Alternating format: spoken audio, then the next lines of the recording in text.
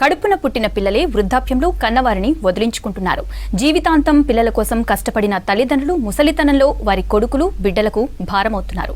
సంపాదించిన ఆస్తినంతా లాక్కొని కన్నవారిని గెంటేస్తున్న వారు కొందరైతే సాకలేమంటూ మరికొందరు, పీడ వదిలించుకోవాలని ఇంకొందరు తల్లిదండ్రులను ఇంటి నుంచి తరిమేస్తున్నారు.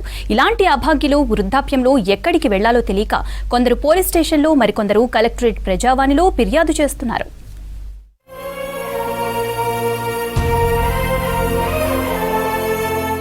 కరీంనగర్ జిల్లాలో పిల్లలు గాలి కొదిలేసిన వృద్ధ తల్లిదండ్రులు పోలీస్ స్టేషన్లకు ప్రజావాణి కార్యక్రమానికి క్యూ కడుతున్నారు.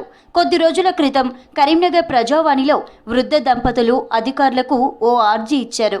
గన్నేరువరం మండలం చీమలకుంటపల్లి గ్రామానికి చెందిన మల్లవ్వ పోచయ్యలకు 2 కుమారులు, ఓ కూతురు. తమ పేరిట ఉన్న 4 ఎకరాల భూమిని 2 కొడుకులు పంచుకొని పట్టించుకోవడం మానేశారని అధికారులకు ఫిర్యాదు చేశారు. కొడుకుల ఆస్తులు పంచుకొని రోడ్డున పడేయడంతో వేములవాడలో కొంతకాలంగా భిక్షాటన చేసి బతికారు మల్లవ్వ పోచయ్య.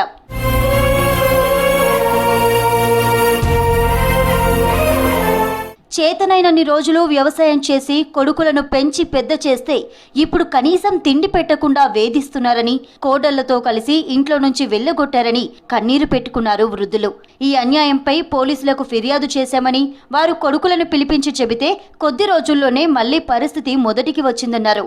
తర్వాత కలెక్టర్ను కలిశామని, దీంతో తమను అనాథ వృద్ధాశ్రమంలో ఉంచారని వాపోయారు. కొడుకులుండి ₹1,00,000 ఆస్తులుండి కూడా తాము ఎవరూ లేని అనాథల్లాగా తిరుగుతున్నామని కన్నీరు మున్నీరయ్యారు ఆ వృద్ధులు. 4 ఎకరాల భూమి అయితే 2 ఎకరాలు పట్ట చేసిన. 2 ఎకరాలు పట్ట చేసినాక ఇల్లు ధర కట్టుకున్నారు. ధర కట్టుకుంటే నేను ఆడు ఉండాలి, ఇల్లు ధర కట్టుకుంటారని అన్న.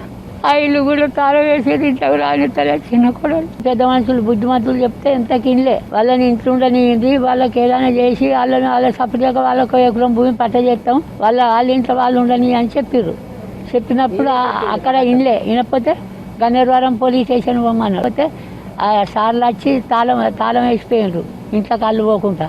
వాళ్ళు అటు పోగానే మళ్ళీ తాళం తెచ్చింది, తాళం వేసింది పోకుండా. చక్కగా నువ్వు కలెక్టర్ ఆఫీస్ పోమంటే నీ అటువంటి బుద్ధిమంతుని పట్టుకొని అయితే కలెక్టర్ ఆఫీస్కి వచ్చిన బుచ్చగాని లెక్క అయిపోయింది. ఇప్పుడు ఎవడో కానీ 6 నెలలు అడుగుతుంటా కలెక్టర్ ఏం చెప్తాడో అని వచ్చిన.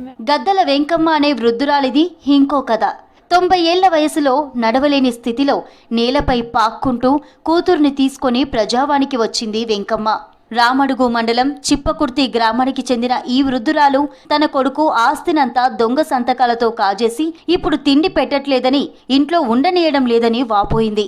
5 కూతుళ్ళు, ఓ కొడుకు ఉండగా భర్త చనిపోయిన వెంకమ్మ ప్రస్తుతం దుర్భర జీవితాన్ని గడుపుతోంది. పెళ్లి కాకముందే మా నాన్న చనిపోయినాక మా నాన్న పేరు మీద నుండి గదే ఎకరం 4 గుంటలు ఒకటి కొనుక్కుంది. అద్దతులం బంగారం పెట్టి కొనుక్కుంది. ఒకటి గవర్నమెంట్ ఇచ్చిండ్రు ఎకరం, అది మా నాన్న పేరు మీదనే ఉంది. పాని నకలు తీసిన. మా అమ్మని ఇల్లు కట్టుకొని ఇస్తలేడు, బాత్రూమ్లు కట్టుకొని ఇస్తలేడు. నీకెక్కడిదే, నువ్వేవతివే కోడలు, మరి నీకు హక్కు లేదు.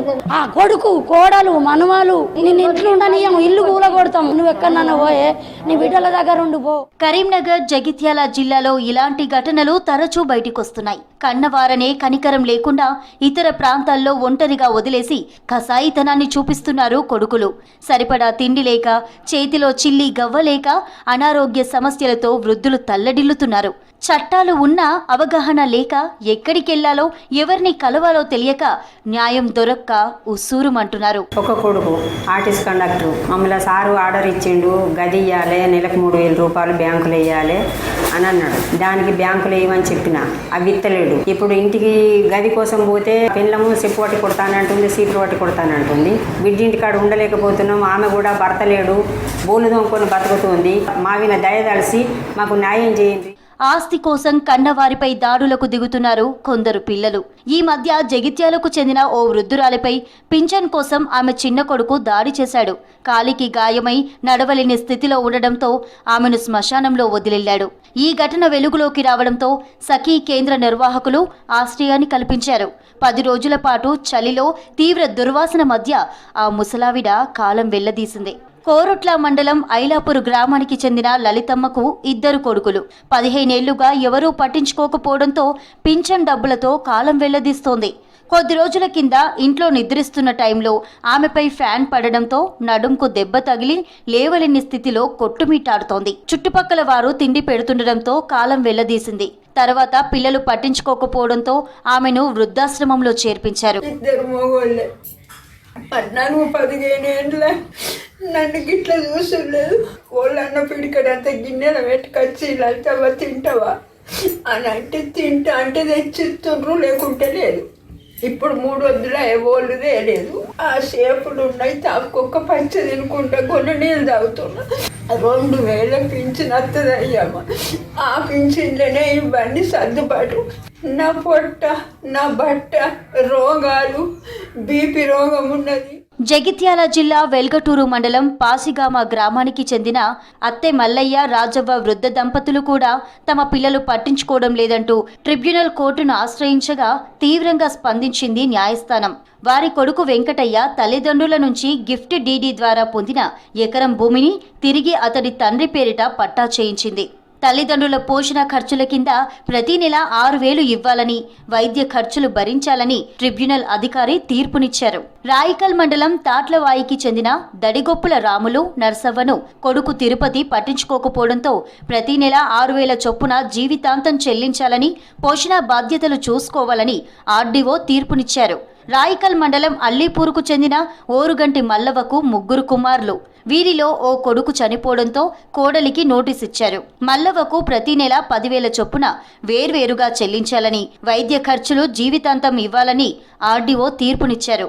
ఇక సీనియర్ సిటిజన్స్ అసోసియేషన్ ఆధ్వర్యంలో చేసిన సర్వేలో వృద్ధులను వేధింపులకు గురి చేస్తున్న వారిలో కొడుకులు 60%, కోడళ్లు 26%, కూతుళ్లు 14% ఉన్నారు. ఈ వయోవృద్ధుల సంక్షేమం కోసం ఎన్జిఓస్తో కలిపి ఒక కమిటీ ఫామ్ చేయడం జరిగింది.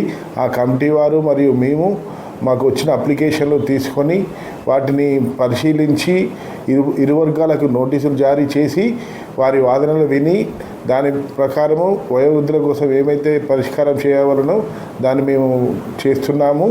వారికి పోషణ కొరకు నెలకింత భత్యం 3,000 నుంచి వారి కుమారులు కానీ కూతురు యొక్క ఉద్యోగము స్తోమతను బట్టి దాని ప్రకారం మేము ఆర్డర్ జారీ చేస్తున్నాము. వయోవృద్ధుల యాక్ట్ 27 ప్రకారంగా మేము వయోవృద్ధులకు సేవను అందిస్తూ ఎవరైతే తల్లి తండ్రిని సాధని కొడుకులు కానీ కూతుర్లు కానీ అల్లుళ్ళు కానీ వారి బంధువర్గం కానీ సాధకుండా వారి పోషణ చూడకుండా ఉన్న వాళ్ళు మా దగ్గరకు వచ్చి దరఖాస్తు మేమే రాసిస్తున్నాం. ఆ అట్టి దరఖాస్తును ఆర్డీఓ గారికి సమర్పిస్తే మేము కౌన్సిలింగ్ చేస్తూ వారి సమస్యలను పరిష్కరించే కొరకు ప్రయత్నం చేస్తున్నాం. ఆ 2019 చట్టాన్ని, ఈ సవరణల చట్టాన్ని కూడా ఏది వయోవృద్ధ సంక్షేమ చట్టంలో సవరణలు కూడా ప్రవేశపెట్టిన ఆ చట్టాన్ని పార్లమెంట్లో ఆమోదింపజేసినట్టయితే ఇంకా చాలా వెసులుబాట్లు, ఇంకా ప్రయోజనాలు కూడా మా వయోవృద్ధులకు కలుగుతాయని సందర్భంగా చెప్తాం. కేంద్ర ప్రభుత్వం 60 ఏళ్లు దాటిన వారికి అండగా నిలిచేందుకు తల్లిదండ్రులు వృద్ధుల శ్రేయస్సు సంరక్షణ చట్టం 2007 తీసుకొచ్చింది. 2011లో దీన్ని మరింత పటిష్టం చేశారు. కన్నవారిని, వయసు మీద పడిన కుటుంబ సభ్యులను ఎవరైనా వదిలించుకోవాలని చూసినా, పోషణ, ఆరోగ్య సంరక్షణ బాధ్యతల్ని మరిచినా చట్ట ప్రకారం శిక్షార్హులే. కన్నపిల్లలే కాకుండా దత్తత సంతానం, సవతి పిల్లలు, మనుమలు, మనవరాళ్లు, కోడళ్లు, అల్లుళ్లపైన సంరక్షణ బాధ్యత ఉంటుందని ఈ చట్టం చెబుతోంది.